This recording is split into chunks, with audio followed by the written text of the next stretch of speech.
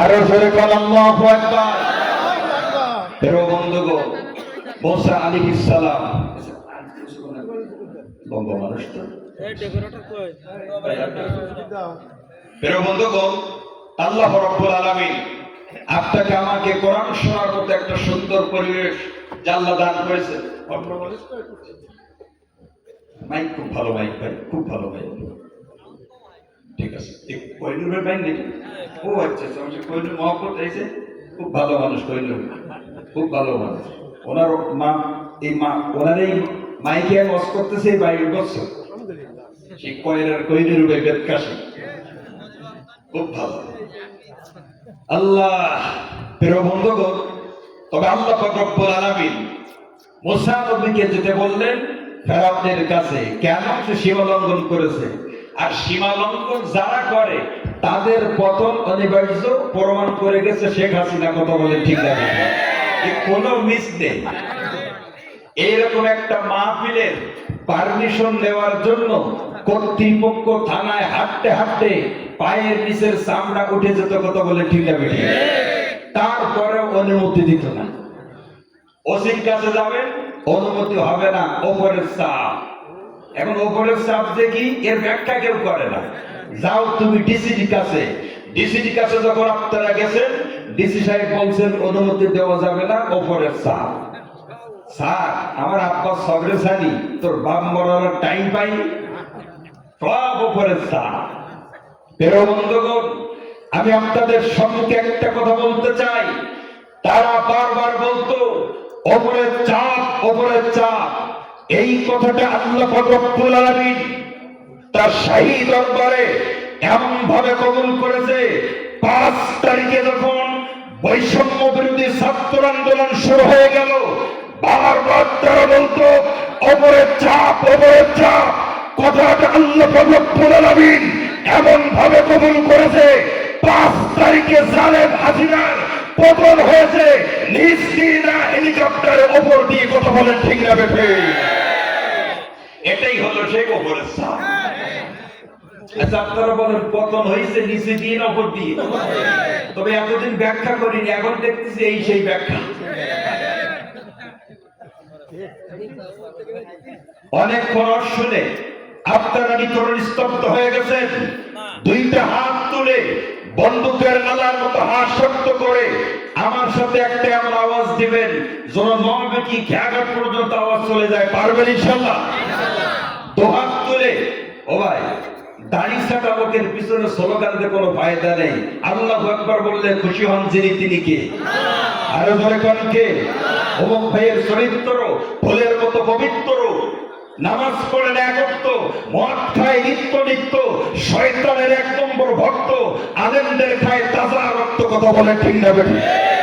ওদের স্লোগান দিয়ে লাভ নেই। এই জন্য জবান খুলে আমার সাথে সবাই আল্লাহ পাকের নাম নিয়ে একটু স্লোগান দেই। নারায়ে তাকবীর। ওই আরেকটা আওয়াজ হবে না ভাই? আরেকবার আপনাদের বলবো, ভোট একটা হয়ে গেছে, সামনে আবার নির্বাচন। গলা ক্লিয়ার করি, জবান খুলে আপনারা আমার সাথে আরেকবার বলুন, নারায়ে তাকবীর। আল কোরআনের আলো, কোরআন হাদিস যেখানে, কোরআন নেই যেখানে, নারায়ে তাকবীর। মুহতারাম হাজিরিন, এবার আমি আপনাদের কাছে জানতে চাই, প্রশংসা করলাম কার? আরো জোরে বলেন। মাহফিলের অনুমতি দেয়নি, এখন আল্লাহ পাক তাদের দেশে থাকার অনুমতি ওদের ছাড়া। কথা বলেন ঠিক না? এজন্য অহংকার করা যাবে না ভাই, কোনদিন অহংকার করা যাবে না। ফেরাউনের পতন হয়েছে, ঠিক জালেমের পতন যেভাবে হয়েছে, সামনে যে জুলুম করবে তাদের পতন ওইভাবে হবে। কথা বলেন ঠিক না? এজন্য মানুষের উপর জুলুম করবেন না, আর অহংকারী কথাবার্তা কোনোদিন বলবেন না। খেলা হবে। কি হবে ভাই? মানে তারাই মানুষ অন্যদেরকে এত তুচ্ছ তাচ্ছিল্য মনে করত, অন্যদেরকে মানুষে মনে করত না, এই জন্য শব্দটা বারবার বলতে, কথা বলে ঠিক না বেঠিক? আল্লাহ পাক রব্বুল আলামিন তিনি কত ক্ষমতার মালিক, বারবার তারা যখন বলতো খেলা হবে খেলা হবে, আল্লাহ পাকের দরবারে এমন ভাবে কথাটা কবুল হয়েছে, আল্লাহ পাক বললেন ঠিক আছে। বারবার তোদের মুখে যখন একটাই কথা খেলা হবে খেলা হবে, আমি আল্লাহ ঘোষণা দিয়ে দিলাম আগস্টের 5 তারিখে খেলার টাইম। খেলা যখন শুরু হয়ে গেল, খোদার কসম একজন খেলার ময়দানে খুঁজে পাওয়া যায়নি। প্রিয় বন্ধুগণ, একটা জিনিস শুনে রাখবেন, বিয়ের মাধ্যমে সন্তান হলে তাকে বলে বৈধ সন্তান, বিয়ে ছাড়া সন্তান হলে তাকে বলে অবৈধ সন্তান। আর ভোটের মাধ্যমে যদি সরকার গঠন করা হয় তাকে বলে বৈধ সরকার। ভোট ছাড়া যদি সরকার গঠন করা হয় তাকে বলা হয় অবৈধ সরকার। অবৈধ সরকার কোনদিন টিকে থাকতে পারে না।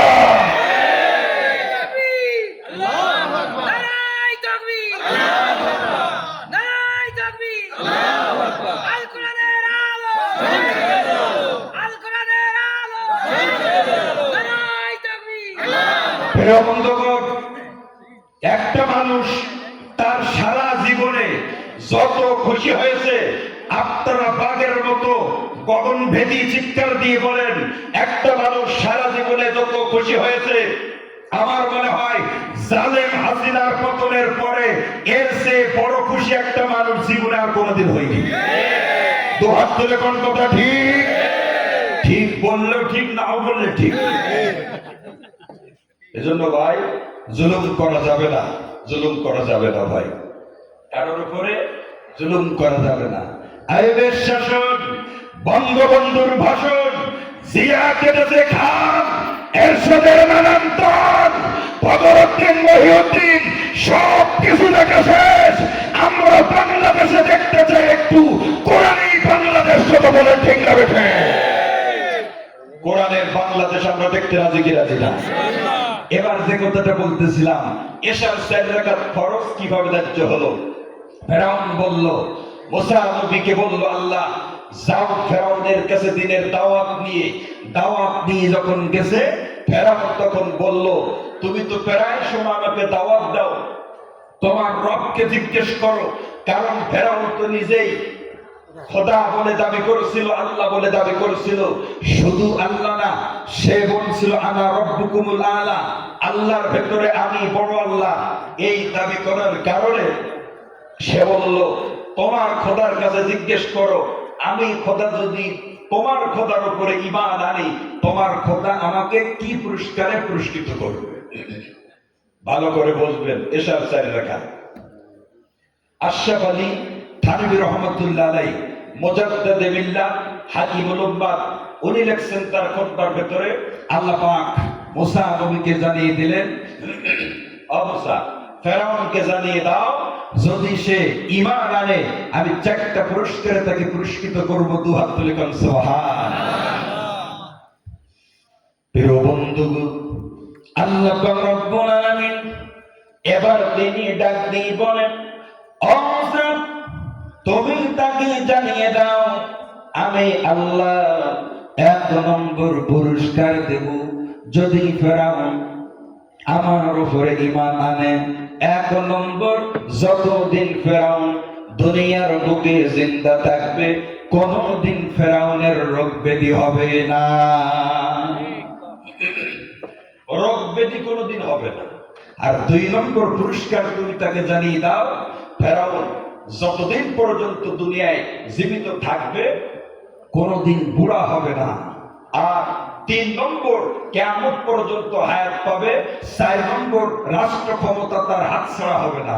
এই 4টা পুরস্কার নিয়ে যখন ফেরাউনের কাছে যখন বলল মুসা আলাইহিস সালাম, ফেরাউন তখন বলল, আমি 2টা মানুষের কাছে পরামর্শ করে প্রত্যেকটা কাজ করি। 1 নম্বর আমার মন্ত্রী টেকো হামান, 2 নম্বর আমার বিবি আসিয়া।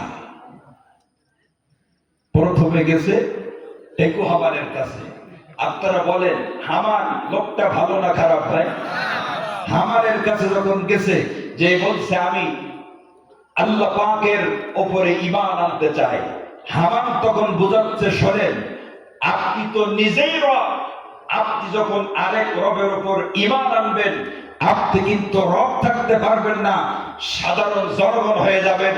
এই জন্য এই সিদ্ধান্ত নেওয়া আপনার ঠিক হবে না। আর যদি আপনি ঈমান আনতেই চান, আমাকে আগে দুনিয়ার থেকে বিদায় করে তারপর ঈমান আনেন, কারণ চোখের সামনে রব সাধারণ জনগণ হবে, এইটা আমি সহ্য করতে পারবো। কত নম্বরের দুষ্ট চিন্তা করে। দুষ্ট লোকের মিষ্টি কথা পাশে এসে বসে, ওই কথা দিয়া কথা নিয়া প্রাণে মারে শেষে। কথা বলে ঠিক না? ফেরাউন তখন এই কথা শুনে বলতেছে, ঠিক আছে আর কোনো কথা না, ঈমান আমি আনবো না, যা ছিলাম তাই। মুসা নবীর উপরে আগে যে ক্ষিপ্ত ছিল, তার এরপরে যে মুসা নবীর উপরে আরো বেশি ক্ষিপ্ত হয়ে গেল। বন্ধুরা, আল্লাহ রব্বুল আলামিন তিনি কত ক্ষমতার মালিক আমার আল্লাহ। এবার ফেরাউন বলল, এই মুসাকে আমার এলাকায় রাখা যাবে না, একটা তাড়া দিয়ে মুসাকে আমরা পার করে দেব সাগরের ওপারে। সবকিছুর মালিক কে ভাই?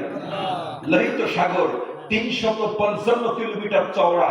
আশরাফ আলী থানভী তার কওল অনুযায়ী মুসা নবীর লস্কর ছিল 4 লক্ষ, আর ফেরাউনের পিছনে ছিল 12 লাখ। তাড়াচ্ছে মুসা আলাইহিস সালামকে ফেরাউন বাহিনী। প্রিয় বন্ধুগণ, তাড়িতে তাড়িতে এক পর্যায়ে যখন লোহিত সাগরের কিনারায় চলে গেছে, মুসা নবীর কওম তখন বলতেছে, হুজুর তার তো আমাদের ধরেই ফেললো, একেবারে আমাদের পিছনে অবস্থান করতেছে। মুসা নবী বলেন, চিন্তা করো না, জবান খুলে কোন আমাদের সাথে আছেন কে? আরো জোরে বলেন প্রিয় বন্ধুগণ, আল্লাহর নবী হযরতে মুসা আলাইহিস সালাম এবার তিনি ডাক দিয়ে বললেন, চিন্তা করো না, ক্বালা কাল্লা ইন্না বাইয়া রাব্বি সায়াহদি। ক্বালা কাল্লা, ওরা কখনো ধরতে পারবে না। ইন্না মাইয়া রাব্বি, আমার রব আমার সঙ্গে রয়েছেন। সায়াহদি, ইয়াহদিন শব্দর আগে যখন সা অথবা সাউফা আসে তখন অর্থ আসে ওয়াসিলেই, খুব তাড়াতাড়ি। তিনি বললেন সায়াহদিন, আমার রব খুব তাড়াতাড়ি সাগরের বুক চিরে আমাদের জন্য চলাচলের রাস্তার ব্যবস্থা করে দেবে। জোরে কোন সুবহানাল্লাহ। বন্ধুরা, ব্যাখ্যা বের করলেন তাফসীরে বুরহানুল কোরআন, কি নাম বললাম?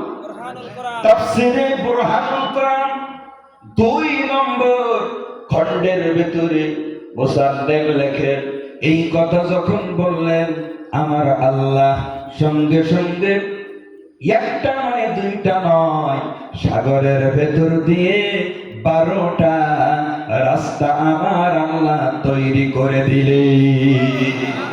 সেই সালামতে পার হয়ে গেল, জালিমকে আল্লাহ ধ্বংস করে দিল। প্রিয় বন্ধুগণ, মুসা নবী ওপারে যাওয়ার পরে চিন্তা করলেন যে আল্লাহ সহি সালামতে আমাকে সাগর পার করে দিয়েছে, এখন কোন প্রকার জুলুমের টেনশন আমার নেই, যে আল্লাহ আমাকে নিরাপদ জায়গা দান করেছে। আমি 4 রাকাত নামাজ পড়ে সে আল্লাহর দরবারে শুকরিয়া আদায় করতে চাই। এশার সময় উনি শুকরিয়া দান 4 রাকাত নামাজ পড়েছেন, সেই 4 রাকাত নামাজ আল্লাহ আমাদের জিম্মায় ফরজ করে দিয়েছেন। জোরে জোরে কোন সুবহানাল্লাহ। তবে এসব 4 রাকাত মুসা নবীর থেকে কোন কাইফিয়াতে পেলাম চলে গেল। এবার আসুন মাগরিবের 3 রাকাত কিভাবে পেলাম। তবে এই কথা থেকে আমরা এতটুকু বুঝতে পারলাম, ফেরাউন চেষ্টা করেছিল কিন্তু হামান বাধা দিয়ে তাকে লাইন ঘুরিয়ে দিয়েছে। তবে বোঝা গেল হামান কিন্তু লোকটা ভালো না। কথা ঠিক কিনা? ফেরাউন তো খারাপ ছিল, এর বেশি খারাপ করেছে ওর পাশে থাকা টেকু হামান। কথা বলেন ঠিক না বেঠিক? জবান খুলে কোন ঠিক না বেঠিক? প্রিয় বন্ধুগণ, এখান থেকে আমি আপনাদেরকে একটা মেসেজ দিতে চাই, ফেরাউন যত খারাপ ছিল ওর বেশি খারাপ করেছে ওর পাশে থাকা টেকু হামান। ঠিক তদরূপ ইতিপূর্বে যারা ক্ষমতার চেয়ারে বসেছিল, ঠিক ততরূপ ইতিপূর্বে যারা রাষ্ট্রের চেয়ারে বসেছিল, আপনারা চিন্তা করে দেখেন ওরা যত খারাপ ছিল, ওদেরকে বেশি খারাপ করেছিল ওদের পাশে থাকা টেকো আমাদের দল। কতক্ষণ ঠিক? প্রিয় বন্ধুগণ, আপনাদের রাগ হচ্ছে না? ভাই মাগরিবের পরের থেকে আপনারা যে ময়দানে বস শুনতেছেন, কোনো আওয়াজই নেই, যে লোক আছে এমন টেরও পাওয়া যায়নি। একটু আওয়াজের প্রয়োজন আছে না নেই ভাই? মহতারাম হাজিরিন, তবে মাগরিব চলে গেল, এশা চলে গেল, মাগরিবের 3 রাকাত। কয় রাকাত? হযরত ইয়াকুব নবীর থেকে পেয়েছি। জোরে কোন নবী ভাই? ইয়াকুব নবীর থেকে। আমি আপনাদের বিভিন্ন আলোচনা তো শোনেন, এর রাকাত ভিন্নতা কিভাবে হলো একটু জানার প্রয়োজন নেই ভাই? 5 ওয়াক্ত নামাজ পড়বেন, নামাজের উপরই আমি কথা বলছি। মহতারাম হাজিরিন, এবার হযরত ইয়াকুব আলাইহিস সালাম ইউসুফ নবীকে অত্যন্ত ভালোবাসতেন, এটা আপনারা সবাই জানেন। এই ভালোবাসা অন্য ভাইরা নেওয়ার জন্য ইউসুফকে কুয়ার ভিতর ফেলে দিয়েছে, কিন্তু মারার জন্য ফেলে দিয়েছে। মারতে কি পারছিল ভাই? আরে প্রিয় বন্ধু, আল্লাহর নবী হযরত ইউসুফ আলাইহিস সালাম, আল্লাহ রাব্বুল আলামিন তাকে কিন্তু মিশরের বাদশা আমার আল্লাহ বানিয়ে দিয়েছে। ভাইরা কিন্তু আব্বার সাথে বলছে ইউসুফ মারা গেছে। 12 বছর পিতা পুত্রের সাথে কোনো সাক্ষাৎ যোগাযোগ নেই। মাগরিবের 3 রাকাত। কয় বছর? 12 বছর কোনো সাক্ষাৎ নেই। এই 12 বছর পরে আল্লাহ পাক রব্বুল আলামিন ইউসুফ নবীকে মিশরের বাদশাহী দিয়েছে। আর এখন নবী কেনান থেকে মিশরের দূরত্ব হলো, রাইসুল মুফাসসিরিন হযরত ইবনে আব্বাসের কওল অনুযায়ী তৎকালীন যুগে আপনার 8 দিন সময় লাগতো কেনান থেকে মিশরে যেতে। এবার 12 বছর যখন হয়ে গেছে, কোন তাফসীরে আসছে 40 বছরের কথা। নামাজের অজানা তথ্য এই কিতাবে আসছে 40 বছরের কথা। 40 বছর যখন হয়ে গেছে, আল্লাহ পাক ইউসুফ নবীর আব্বা ইয়াকুব নবী সন্তানের জন্য কাঁদতে কাঁদতে 2টা চক্ষু তার অন্ধ হয়ে গেছে। সূরা ইউসুফের ভিতর আয়াত এসেছে, আমি একটু পরে আয়াত পড়তেছি। আল্লাহ পাক জানিয়ে দিলেন, ও ইউসুফ, ও ইয়াকুব, এটা ছিল তোমাদের পিতা পুত্রের মাঝে পরীক্ষা। পরীক্ষার মেয়াদ উত্তীর্ণ হয়ে গেছে, এখন তোমাদের সাক্ষাতের টাইম হয়ে গেছে। ইউসুফ, তোমার কাছে যে জান্নাতি জামাটা রয়েছে, ওই জামাটা নিয়ে তোমার আব্বার কাছে যাও কেনানে। তোমার আব্বা তোমাকে খুঁজতেছে। যাওয়ার পরে কি করবে? আলা ওয়াজহিহি ফারতাদ্দা বাসীরান। সূরা ইউসুফের আয়াত। আলা মানে উপরে, ওয়াজহুন মানে চেহারা, ফারতাদ্দা মানে ফিরিয়ে দেব, বাসীরাতান মানে দৃষ্টিশক্তি। তোমার আব্বার চেহারার উপরে জামাটা রাখলে তোমার আব্বার চেহারা দৃষ্টিশক্তি আমি আল্লাহ পূর্বের ন্যায় ফিরিয়ে দেব। জোরে জোরে কোন সুবহানাল্লাহ। বন্ধুরা, আল্লাহর নবী হযরত ইয়াকুব আলাইহিস সালাম, তার পাশে এবার জামা নিয়ে কে যাবে? হযরত ইউসুফ আলাইহিস সালাম। উনি ওনার বড় ভাইকে ডাক দিলেন। বড় ভাইয়ের নাম হলো ইয়াহুদা। ডাক দিয়ে বললেন, বড় ভাই, এই জামাটা হস্তে গ্রহণ করো, আব্বার কাছে তুমি তড়িৎ গতিতে চলে যাও। জামা যখন রাখবে চোখের উপরে, আল্লাহ পাক রব্বুল আলামিন চক্ষু 2টা ভালো করে দেবে। তিনি ওয়াদা দিয়েছেন। ইয়াহুদা ডাক দিয়ে বলেন, আমি জামাটা নিয়ে আব্বার কাছে যখন চলে গেলাম, যখন আব্বার কাছে পৌঁছালাম, সময়টা চলছিল কিন্তু তখন মাগরিবের সময়। আব্বার কাছে যে আল্লাহ পাক অর্ডার, জামাটা চেহারার উপর রাখলাম, ফারতাদ্দা বাসীরান। সঙ্গে সঙ্গে কুদরতির মা, কুদরতি কায়দায় আল্লাহ পাক রব্বুল আলামিন ইয়াকুব নবীর 2টা চক্ষু ভালো করে দিয়েছেন। আপনারা বলেন, আমার আল্লাহ পারে কি পারে না? আরো জোরে বলেন। কদরে কুদরত দারি হর সে খাহি আকুনি, কদরে কুদরত দারি হর সে খাহি আকুনি, মুরতারা জিন্দা কুনি তু জিন্দারা বেজাকুনি। চোখ ভালো হয়ে গেল। এই যে চোখ ভালো হয়ে গেল, 40 বছর যে মানুষটা চোখে দেখে না, বলেন এটা এতে মানুষ খুশি হয় না বেজার হয়? উনি যেহেতু নবী মানুষ, তো মাগরিবের 3 রাকাত প্রথম রাকাত উনি আদায় করেছিলেন 40 বছর পরে চোখ ভালো হওয়ার কারণে। জোরে কর সুবহান। বন্ধুরা, এটা গেল প্রথম রাকাত। দ্বিতীয় নম্বর, চক্ষু যখন ভালো হয়ে গেল, এবার বললেন, বাবা ইয়াহুদা, তোমার কাছে জানতে চাই বাবা, আমার কলিজার টুকরা ইউসুফ দুনিয়ার বুকে জীবিত আছে না আমার ইউসুফ মারা গেছে? উনি তখন বললেন, আব্বা চিন্তা করবেন না, হযরতে ইউসুফ আলাইহিস সালাম শুধু তিনি জিন্দা নয়, আল্লাহ পাক রব্বুল আলামিন ওই মিশর দেশের বাদশাহী তাকে আল্লাহ দান করেছে। সন্তান মিশরের বাদশা খুশিতে বাবা পিতা খুশি হয়ে উনি যে মাগরিবের 2 নম্বর রাকাত, এইটা উনি খুশি হয়ে মাগরিবের 2 নম্বর রাকাত আদায় করলেন। জোরে কোন সুবহানাল্লাহ। মোট কয় রাকাত ভাই? জোরে কোন কয় রাকাত? এবার বাকি রয়েছে আরেক রাকাত। এবার বলতেছে, বাবা ইব্রাহিমী ধর্মের উপরে বরকরার ছিল আমার সন্তান ইউসুফ, সে ইব্রাহিমী ধর্মের উপরে আছে না অন্য ধর্মে চলে গেছে? বলছে, আব্বা চিন্তা করবেন না, আপনার সন্তান আমার ভাই ইউসুফ নবী এখনো পর্যন্ত ইব্রাহিমী ধর্মের উপরে অটুট অবিচার রয়েছে। জোরে কোন সুবহানাল্লাহ। খুশি হয়ে 3 নম্বর রাকাত আদায় করলেন। তবে 3 কারণে কয় রাকাত? সবাই বলেন। সময়টা ছিল কোন সময়? আল্লাহ পাকের কাছে এই নামাজটা খুব পছন্দ হয়ে গেল। প্রিয় বন্ধুগণ, আল্লাহ পাক রব্বুল আলামিন বিশ্ব নবীকে যখন নামাজ দান করলেন, আল্লাহ পাক এবার বললেন, ওগো নবীজি, ওই 3 রাকাত নামাজ আমি আল্লাহর কাছে বড্ড ভালো লেগেছে। বিদায় দোস্তরে, ওই 3 রাকাত নামাজ আমি তোমার উম্মতের উপরে মাগরিবের সময় আদায় করা আমি আল্লাহ ফরজ করে দিলাম। দুহাত তুলে কোন আল্লাহু আকবার, আর জোরে কোন আল্লাহু আকবার। আমাদের নবী আল্লাহ পাক নামাজ দিয়েছিল প্রথম কয়েক ভাই 50 ওয়াক্ত। নবীর মুখের দিকে তাকিয়ে নবীর খাতিরে পড়ব আমরা 5 ওয়াক্ত, সওয়াব পাবো কয়েক ভাই? সবাই বলেন কয়েক। এই নবী কাদের ভাগের নবী? এটা হাত তুলে কোন তো কাদের ভাগের নবী? যে যে দল পার্টি আমরা করি না কেন, নবীকে নিয়ে কোনো দলদারি যেন ভিতরে না থাকে। নবী কিন্তু সবার নবী, আপলিক তাবলিক পাবলিক সবার নবী আমাদের মুহাম্মদ সাল্লাল্লাহু আলাইহি ওয়াসাল্লাম। নবী নিয়ে কারোর ভিতরে কোনো প্রকার প্রশ্ন আছে না ভাই? নবী আমাদের সবার নবী। নবীকে ভালোবাসেন কারা কারা? জীবন হচ্ছে একটু আল্লাহু আকবার বলে হাত তোলাতে দেখি। এটা আল্লাহু আকবার বলেন। নবীকে যদি আপনি ভালোবাসেন, নবীর ভালোবাসা যদি আপনার ভিতরে একেবারে অন্তরের কানায় কানায় না থাকে, কিয়ামতের ময়দানে যতই ইবাদত আপনি করেন না কেন, মাঝখানে যদি নবী না থাকে, কিয়ামতে কোনো আমলের মূল্যায়ন আল্লাহর কাছে নাই। এই জন্য আমরা নবীকে চাই কি চাই না?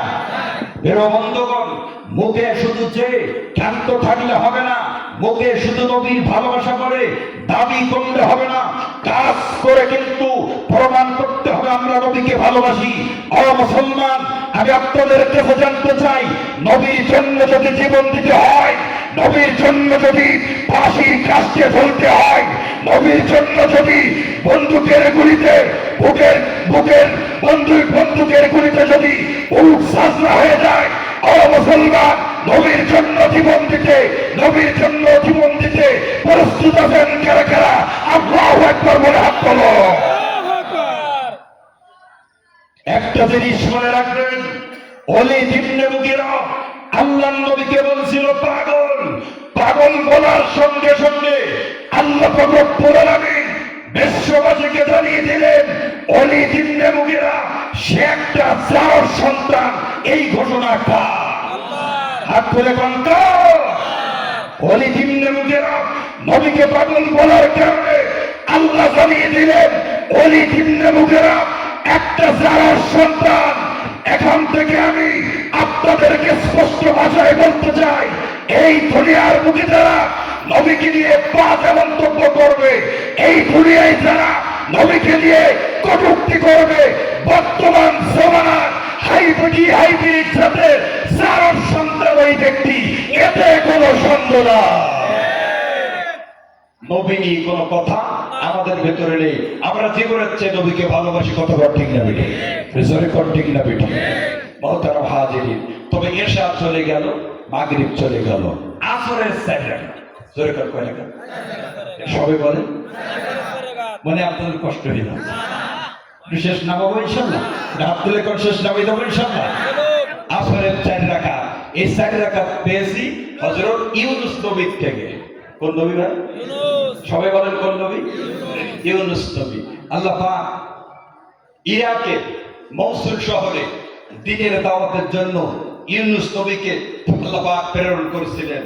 উনি উম্মতদেরকে দাওয়াত দেয়, কিন্তু উম্মতেরা দাওয়াত শুনতে মানতে রাজি না। লম্বা ঘটনা, অবশেষে তারা সিদ্ধান্ত নিল নবীকে প্রাণনাশ করব, এলাকায় রাখা যাবে না। মুহতারাম হাজিরিন, এই খবর যখন ইউনূস আলাইহিস সালামের কর্ণকহর স্পর্শ করলো, উনি তখন চিন্তা করলো এলাকায় থাকা যাবে না। উনি অন্যত্রে চলে যাচ্ছেন হিজরত করে, কিন্তু আল্লাহকে না জানিয়ে চলে যাচ্ছেন। প্রিয় বন্ধু, আল্লাহ পাক রব্বুল আলামিন তাকে না বলার কারণে আল্লাহ কিন্তু অখুশি হয়ে গেল। আল্লাহ পাক এবার কিন্তু হযরতে ইউনূস আলাইহিস সালামকে আল্লাহ পরীক্ষার সম্মুখীন করলেন। দাজলা নদীর পাশে যখন চলে গেছে, তাফসিরে রুহুল মানির ভিতরে আল্লামা আলুসি রাহমাতুল্লাহ লেখেন, দাজলা নদীর পাশে যখন চলে গেছে, পারাপারের কোনো ব্যবস্থা নাই। হঠাৎ করে একটা নৌকা আসলো, নৌকায় উঠে গেছে, কিন্তু নৌকায় প্যাসেঞ্জার ভর্তি ছিল। এরপর হুজুর উঠছে, নৌকা যখন মাঝ নদীতে চলে গেছে, উত্তাল তরঙ্গমালা, ঢেউ শুরু হয়ে গেছে। নৌকা সামনে যায় না, পিছে যায় না, শুধু ঘুরতেছে। বাজিবল্লারা বলল প্যাসেঞ্জার বেশি হয়ে গেছে, এখন যাত্রী নামাতে হবে, নইলে সবাই প্রাণনাশ হয়ে যাবে। আল্লাহ পাক এ বিষয়ে বলতেছেন, ফাসাহামা ফাকানা মিনাল মুদহাদিন, লটারি করা হলো একজন যাত্রী নামাবে বলে। লটারিতে এক চান্সে ইউনূস নবীর নাম উঠে গেছে। জবান খুলে কোন মালিক কে? আল্লাহ। হাত তুলে কোন কে? সবাই বলল হুজুর আপনি নবী মানুষ, উপরে থাকবো আমরা, আর আপনি নদীতে পড়বেন, এটা হয় না। হুজুর অনুমতি যদি দেন আরেকবার লটারি করব। তাফসীরে মারিফুল কোরআনের ভিতর মুফতি শফি আলী রহমাতুল্লাহ তিনি লেখেন, একবার, দুইবার, তিনবার লটারি করা হলো, তিনবারই ইউনূস নবীর নাম। মারহাবা বলে। ও ভাই, মাছের পেটে নাম লিখে রাখছে আল্লাহ ইউনূস নবী, তবে হাফিজুর রহমান সুন্দরবনী নাম করে ভাই। বন্ধুরা, এবার হুজুর চিন্তা করলো, বারবার যখন আমার নাম ওঠে, নৌকার ভেতরে থাকা ঠিক হবে না। হুজুর এবার একটা লাফ দিয়ে তড়িৎ গতিতে নৌকার উপর থেকে যখন নদীর ভিতরে পড়ে গেল, আল্লাহ পাক একটা মাছকে পাঠিয়ে দিলেন। ও নদীর মাছ, নবী কিন্তু তোমার জন্য খাদ্য নাই, কয়েকদিন তোমার ভেতরে আমি আল্লাহ আমানত রাখবো, নবীর যেন কোনো ক্ষতি না হয়। জোরে কল মারহাবা। আস্তানে সা বরবগের মা কোতে দাদ, আস্তানে সা বরবগের মা কোতে দাদ, হামজে ইউনূস লোকমায়ে বাহুতে দাদ। মাছের পেটে চলে গেছে। এবার মাছ হুজুরকে পেটের ভিতরে নিয়ে তড়িৎ গতিতে নিচের দিকে যাচ্ছে। এবার আপনার একটু বাগের মতো উত্তর দিয়ে বলুন, আসরের রাকাত কত? 4। এবার ইউনূস নবী কিন্তু 4টা অন্ধকারের সম্মুখীন হয়ে গেছে। রাকাতও 4, ওদিকে অন্ধকারও 4। প্রিয় বন্ধুগণ, 1 নম্বর উনি অন্ধকারের সম্মুখীন হয়েছিল। প্রথম মাছের পেটের অন্ধকার, 1 নম্বর। দ্বিতীয় নম্বর, এই মাছটা হুজুরকে পেটের ভিতরে ধারণ করার পরে নিচের দিকে যখন যাইতেছে, আরেকটা মাছের সামনে দেখা হয়ে গেছে। ওই মাছ কিন্তু ইউনূস নবী এবং এই মাছ সহ এক লোকমায় নিজের পেটের ভিতরে ঢুকিয়ে এনেছে। মাছের খায় না ভাই? ভাই বাজারেতে মাছ আনার পরে দেখবেন অনেক মাছের পেটে আস্ত মাছও থাকে কি? এই মাছ ওই মাছের পেটে চলে গেছে, তবে 2 মাছের 2 পেটের অন্ধকার। তৃতীয় নম্বর, রাতের অন্ধকার আছে না নাই? এটা জোরে বলে। রাতের অন্ধকার আছে না নাই? 4 নম্বর, পানির ভেতরে অন্ধকার আছে না নাই? এই 4টা অন্ধকারের ভেতর থেকে আল্লাহর নবী অন্য কাউকে ডাক না দিয়ে উনি কিন্তু ডাক দিয়েছেন আমার আল্লাহকে। সুবহানাল্লাহ বলেন। দোয়া ইউনুসের মাধ্যমে। কিসের মাধ্যমে? দোয়া ইউনুসটা আমার সাথে সবাই পড়েন। লা ইলাহা ইল্লা আনতা সুবহানাকা ইন্নী কুনতু মিনাজ জালিমিন। এই কোরআনের আয়াত। আমরা বলি দোয়া ইউনুস, কিন্তু এটা কিসের আয়াত ভাই? কোরআনের আয়াত। কোরআন শুনলে আল্লাহু আকবার বলবেন, তবে ইজ্জত বাড়িয়ে দেবেন যিনি, তিনি কে? কোরআন শুনতে কি খারাপ লাগে না ভাই? ও ভাই, কোরআন শুনতে খারাপ লাগে? প্রিয় বন্ধুগণ, একটা জিনিস চিন্তা করেন, পৃথিবীর বুকে দিন দিন প্রত্যেকটা জিনিসের স্বাদ কিন্তু বিনষ্ট হতে চলছে, কিন্তু একটা জিনিসের স্বাদ এখনো পর্যন্ত নষ্ট হয়নি, সেটা হলো কোরআন শরীফ তেলাওয়াতের স্বাদ। জোরে কোন ঠিক না বেঠিক? এজন্য কবি বলছেন, কোরআন তোমায় এ যতই জপি ওই ততই মধুর লাগে। কোরআন তোমায় এ যতই জপি ওই ততই মধুর লাগে। কোরআনে যে এত মধু কে জানিত আগে। কোরআনে যে এত মধু কে জানিত আগে, কতই মধুর লাগে। যতই পড়া হয় ততই শুনতে মনে চায়, তার নাম হলো আল কোরআন। জোরে কোন কি?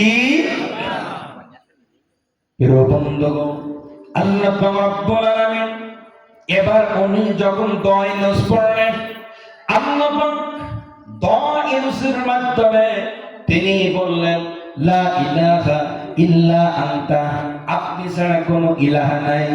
সুবহানাকা, আপনি পবিত্র। ইন্নী কুনতু মিনাজ জালিমিন, আমি সীমা লঙ্ঘনকারী। এই কথা যখন বললেন, আল্লাহ পাক কি বললেন জানেন?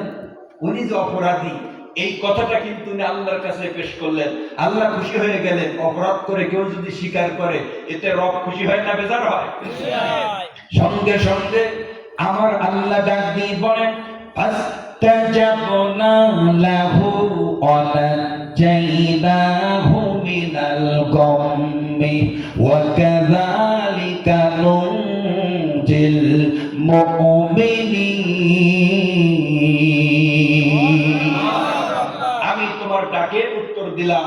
ওয়া নাজাইনাহু মিনাল গাম্মি, গম মানে দুশ্চিন্তা, নাজাইনা মানে নিষ্কৃতি দেওয়া, রিলিজ দেওয়া। এবং এই কঠিন দুশ্চিন্তা থেকে তোমার রিলিজ দিলাম। ওয়া কাযালিকা নুনজিল মুমিনিন, এইভাবে আমি ঈমানদারদের রিলিজ নিষ্কৃতির ব্যবস্থা করি। জবান খুলে বলো আল্লাহু আকবার। প্রিয় বন্ধুগণ, এখন প্রশ্ন হলো, মাছের পেটে কতদিন ছিল ইউনুস আলাইহিস সালাম? জোরে বলেন কতদিন? 40 দিন। তাফসিরে মাযহারির ভেতরে 10 খণ্ড তাফসিরে মাযহারি আরবিতে লেখা। এই তাফসিরে মাযহারির ভেতরে আল্লামা কাজী সানাউল্লাহ পানিপতি রাহমাতুল্লাহ আলাইহি তিনি বলছেন উনি ছিল 40 দিন। আর তাফসিরে নুরুল কোরআনের মুসান্নিফ লেখেন, তাফসিরে নুরুল কোরআনের ভেতরে উনি ছিলেন মাত্র 7 দিন। এর ভিতরে ইখতিলাফ রয়েছে, মতনৈক্য রয়েছে। এবার 7 দিন অথবা 40 দিন যখন পূর্ণ হয়ে গেল, আল্লাহ পাক তখন বললেন, ও মাছ, আর দেরি না করে আমার নবীকে দাজলা নদীর কিনারে উঠিয়ে দাও। আল্লাহু আকবার বলেন। মাছ ভিতরে ঢুকাচ্ছে একটা মানুষকে, তবে মাছ কত বড়? ছোট্ট একটা কথা মাঝখানে না বললে হবে না, যেহেতু এটা মাদ্রাসার মাহফিল, কোরআনের মাদ্রাসার মাহফিল। মাছ ঢুকাচ্ছে পেটের ভিতরে মানুষ, তবে মানুষ বড় না মাছ বড় ভাই? সাগরের সবচেয়ে বড় প্রাণী হলো ব্লু হোয়েল, নীল তিমি। নীল তিমি এত বড়, আমি হাফিজুর রহমান সুন্দরবনই একটা না, 20টা মানুষ একটা নীল তিমি একসাথে মুখের ভিতর নিতে পারে, মুখের ভিতর। তো পেটটা কত বড়? বিজ্ঞানীরা বলেন একটা নীল তিমি প্রতিদিন আল্লাহ পাক তার খাদ্য দেয়। একটা নীল তিমির প্রতিদিন খাদ্য লাগে 3600 কেজি। সুবহানাল্লাহ। তবে একটা নীল তিমি প্রতিদিন খায় কয় কেজি ভাই?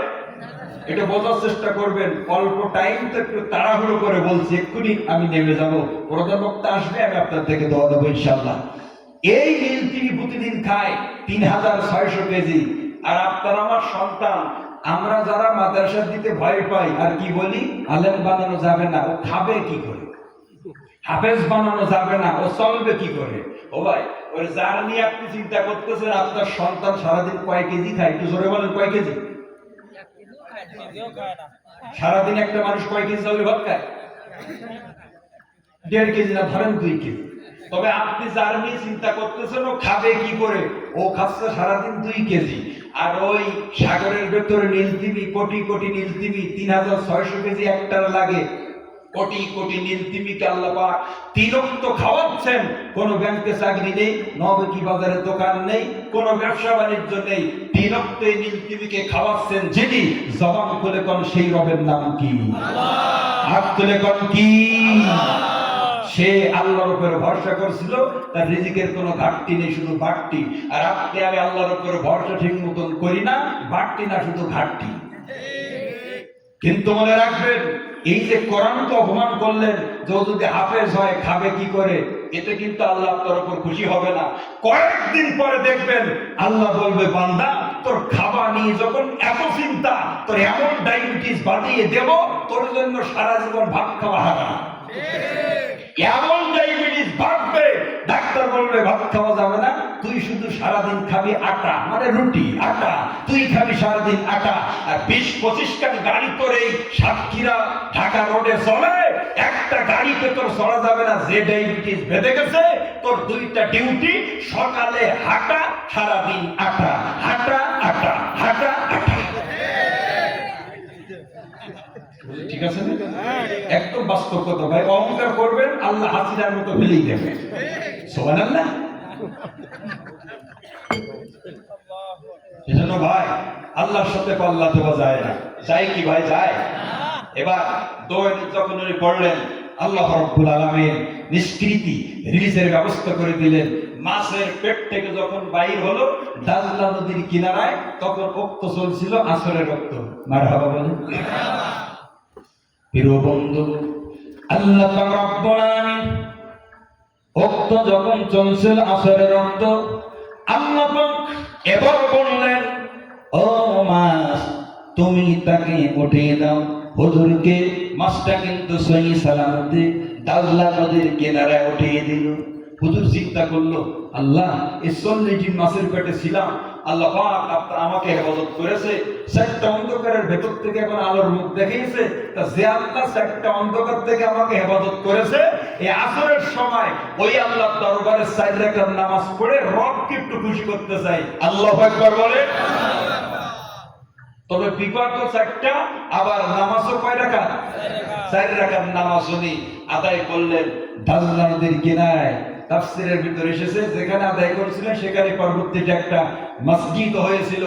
মুহতারাম হাজিরিন, আল্লাহর কাছে এই 4 রাকাত নামাজ কিন্তু অত্যন্ত পছন্দ হয়ে গেল। মারহাবা বলেন।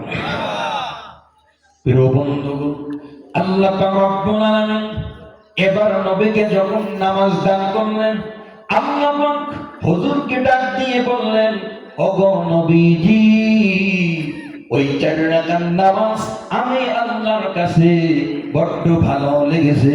বিদায় দোস্তরে, ওই 4 রাকাত নামাজ আমি তোমার উম্মতের জন্য আসরের সময় আদায় করা আমি আল্লাহ ফরজ করে দিলাম। সেখান থেকে চলতেছে কিয়ামত পর্যন্ত এইভাবে চলবে। পৃথিবীর কত কিছু পরিবর্তন হবে, কিন্তু নামাজকেও পরিবর্তন করছে রে ভাই। কিয়ামত পর্যন্ত এইভাবে চলতে থাকবে। দুহাত তুলে কোন আল্লাহু আকবার।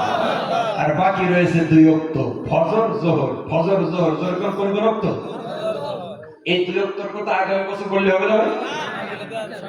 আজকে শুনবেন, আজকে শুনবেন। কারা কারা আজকে শুনবে একটু হাত তোলা তো দেখি। আলহামদুলিল্লাহ। ওই আগামী বছরের কথা এমনি বললাম, আজকেই বলতেছি, কারণ আগামী বছর আমরা জীবিত থাকবো কোনো গ্যারান্টি আছে না। আল্লাহ। এবার শুন জোহর, জোহরের 4 রাকাত, এই 4 রাকাত নামাজ রব্বে কারীম আমাদেরকে দান করেছেন। হাদিসের ভিতর কয়েকটি কারণ এসেছে, তার ভিতরে 2টা কারণ আমি বলি, টাইম কম।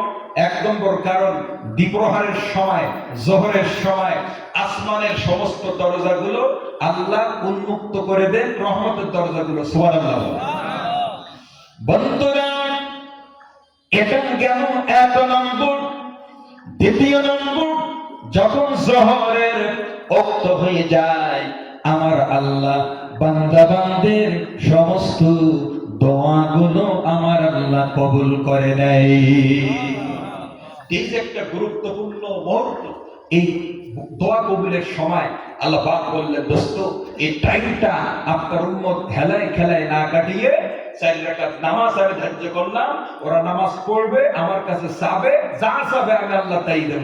সুবহানাল্লাহ। এটা সরাসরি আল্লাহ পাক রব্বুল আলামিন রাকাত নির্ধারণ করেছেন। এর বিপক্ষে বিভিন্ন মতামত আছে, ইখতিলাফ আছে। এবার ফজরের 2 রাকাত বলে ইনশাআল্লাহ আমি দোয়া নেব। ফজরের 2 রাকাত, জোরে কোন কয় রাকাত ভাই? আর জোরে কোন কয় রাকাত? আদম নবীর থেকে পেয়েছে। আদম নবী কোন নবী? কিভাবে পেলাম? আদম আলাইহিস সালাম আল্লাহ পাক তৈরি করার পরে বাবা আদমকে রাখছিল জান্নাতের ভিতরে। কিসের ভিতরে? জান্নাতের ভিতরে। হাওয়া আলাইহিস সালাম, আদম নবী আর হাওয়া আলাইহিস সালাম দুইজন বসবাস করতেছে। আল্লাহ পাক কি বললেন?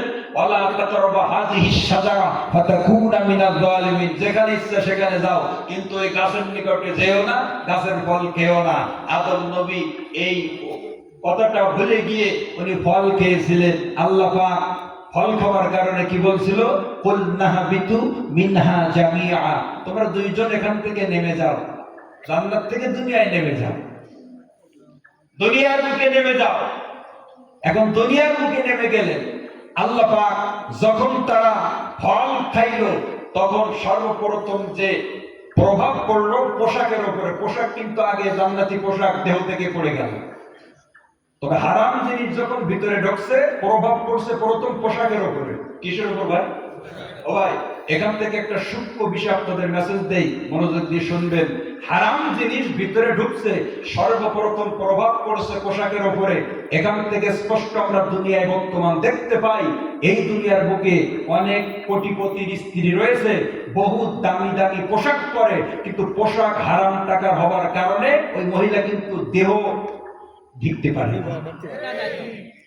এত টানাটানি করে, তার এদিকে টানে, এক জায়গায় টানে ঢেকার জন্য 2 জায়গায় বেরিয়ে যায়, পারবে না। কারণ হারাম জিনিসের প্রভাব পড়ে পোশাকের উপরে। ও শাড়ি কেনা, ওই পোশাক কেনা হারাম টাকা দিয়ে, ও যতই টানো না কেন ঢেকবে না। কথা ঘন্টে বন্ধুগণ, আম্মা জানদের অনেক কথা আজকে প্রয়োজন ছিল, কিন্তু টাইম পেলাম না। এতটুকু বলবো, মহিলাদেরকে পর্দার ভিতরে রাখবেন, 5 ওয়াক্ত নামাজ তাদের পড়ানোর চেষ্টা করবেন। আম্মা জানদের বলবো বেশি বেশি স্বামীর খেদমত করবেন। কথা কোন ঠিক না বেটি? মুহতারাম হাজিরিন, এবার দুনিয়ার বুকে যখন নেমে গেল, তাফসিরে জালালাইন শরীফের ভেতরে এসেছে এবং তাফসিরে নুরুল কোরআনের ভেতরে এসেছে, আল্লাহ পাক ইউনূস নবীকে হযরতে আদম আলাইহিস সালামকে নামিয়ে দিলেন ভারতের শরণ দ্বীপে, যেটাকে বর্তমান শ্রীলঙ্কা বলা হয়। শ্রীলঙ্কা নামিয়ে দিয়েছে আদম আলাইহিস সালামকে। আর আদম নবীকে কোন জায়গায় নামিয়ে দিয়েছে? শ্রীলঙ্কায়। আর হাওয়া আলাইহিস সালামকে আল্লাহ নামিয়ে দিয়েছে কোন জায়গায়? জেদ্দায়। মক্কা শরীফ থেকে 80 কিলোমিটার দূরে জেদ্দা। ওখানে দুইজনকে নামিয়ে দিয়েছে রাতের বেলা। ফজরের 2 রাকাত, কথা মনে আছে তো ভাই? ফজরের 2 রাকাত। এবার আদম নবী নামার পরে দেখে চতুর্দিকে শুধু অন্ধকার আর অন্ধকার। আবার জান্নাতি অন্ধকার ছিল না? যেরকম ছিল না। পাঁচ বুজুর্গে হস্ত আন্দার ইয়াদে ও, পাঁচ বুজুর্গে হস্ত আন্দার ইয়াদে ও, ইয়াদে ও কোন, ইয়াদে ও কোন, ইয়াদে ও। আল্লাহকে স্মরণ করেন। আল্লাহ, এ জান্নাতে তো অন্ধকারে দেখিনি, এখন দেখতেছি চতুর্দিকে অন্ধকার, কারণটা কি? আল্লাহ, আমার তো ভয় হচ্ছে। এবার আল্লাহ ডাক দিয়ে বলেন, আদম চিন্তার কোনো কারণ নাই। এই অন্ধকার একটু পরে থাকবে না, সবে সাদেক যখন হয়ে যাবে আমি আল্লাহ অন্ধকার তখন চিরন্তরে দূর করে দেব, আর তুমি অন্ধকার খুঁজে পাবে না সবে সাদেকের পরে। তুই একটু দেরি করো, অন্ধকার দূর হয়ে যাবে, সবে সাদেক একটু অপেক্ষা করো।